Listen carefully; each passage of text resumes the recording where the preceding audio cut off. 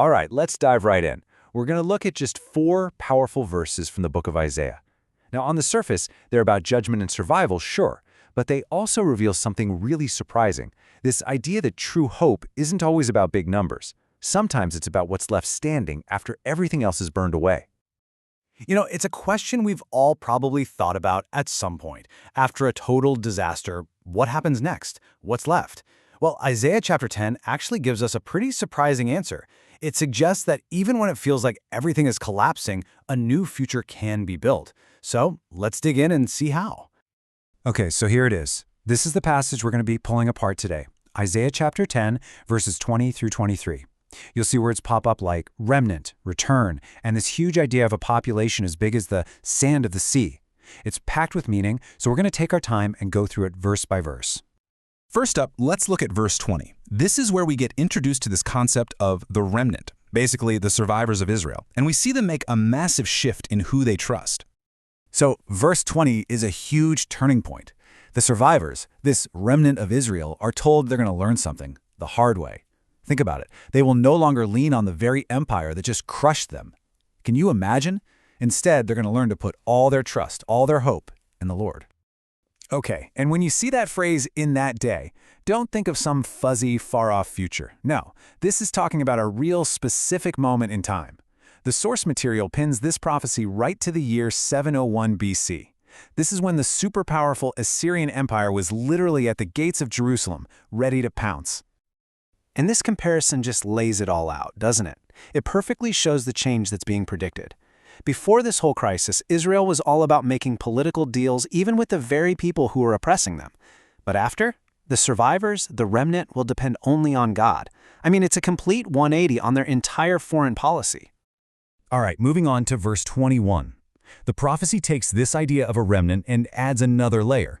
It's not just that a few people will make it through. No, it's about a very specific promise of return.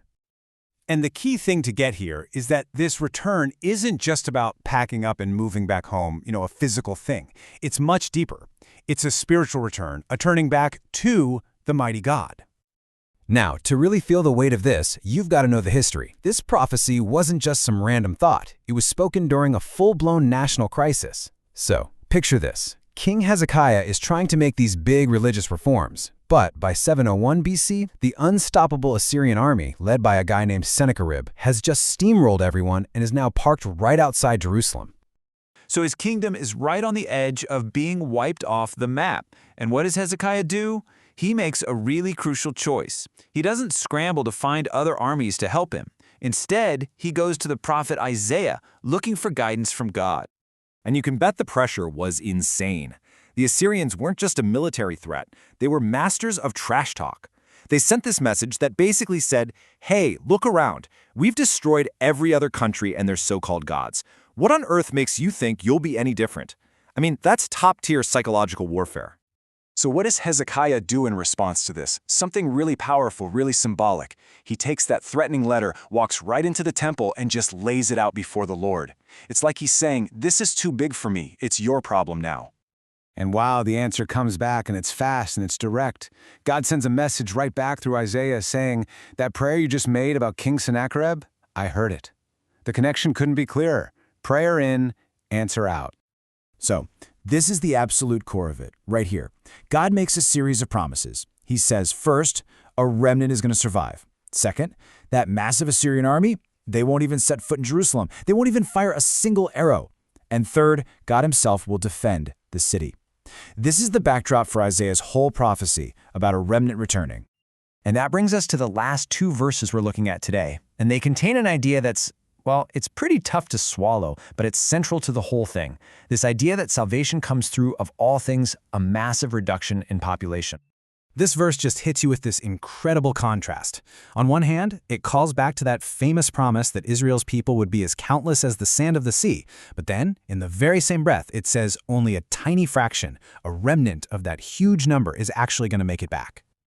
Yeah, that whole sand of the sea image, that's a classic in the Bible, right? It's shorthand for a population so huge you can't even count it. It's a promise of massive national success and size. But this prophecy, man, it does not pull any punches. It's saying the judgment is going to be so intense that the nation will be whittled down to almost nothing. Just a small, core group will survive to carry that promise into the future. Now, this is a really interesting point because it helps us understand how to read this. The source material notes that this is a great example of biblical hyperbole, intentional exaggeration to make a huge point. The power isn't in trying to literally count grains of sand. It's in the shocking contrast between how many people could have been there and how few are actually left. And our final verse, verse 23, really drives the point home. This reduction, it calls it a consumption, wasn't some random accident. It was a determined act. It was a deliberate, planned judgment designed to purify the nation, to boil it down to its most faithful core.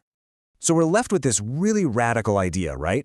Isaiah's painting a picture of a future that's not built on huge crowds or massive armies, but on the faithfulness of a dedicated few.